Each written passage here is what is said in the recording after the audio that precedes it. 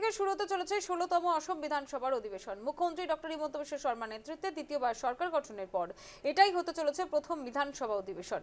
আগামী 21শে মে থেকে 26শে মে পর্যন্ত চলবে গুরুত্বপূর্ণ অধিবেশন। কি থাকতে চলেছে এই অধিবেশনে, কোন কোন বিষয়কে কেন্দ্র করে গুরুত্বপূর্ণ আলোচনা হতে পারে বিধানসভায়, দেখে নিন আমাদের প্রতিবেদনে। আগামীকাল থেকে শুরু হচ্ছে অসম বিধানসভা অধিবেশন। ডক্টর হিমন্ত বিশ্ব শর্মার সরকার গঠন হওয়ার পর এটা প্রথম অধিবেশন। আর এই অধিবেশন কাল সকাল 9টার দিকে শুরু হবে। সবচেয়ে প্রথম এই বিধানসভা অধিবেশনে সবচেয়ে প্রথম যে কাজগুলো হবে সেটা হবে প্রথম কিন্তু শপথ গ্রহণ করানো হবে।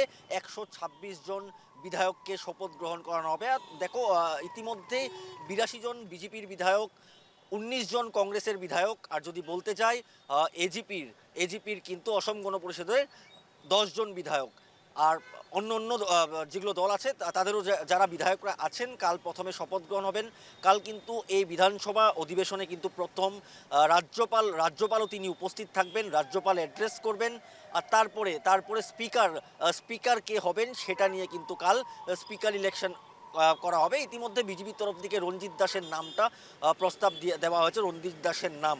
আর সবচেয়ে বড় কথা যে কাল থেকে শুরু হচ্ছে আগামী 26 তারিখ পর্যন্ত এই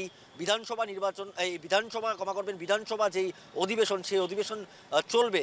কিন্তু 26 তারিখ যেটা অন্তিম দিন হবে, সেই অন্তিম দিনে কিন্তু এই অসম বিধানসভা যে অধিবেশন, সেই অধিবেশনে কিন্তু যে ইউসিসি বিল অর্থাৎ ইউনিফর্ম সিভিল কোড সেই বিলটা 26 তারিখে পেশ করা হবে।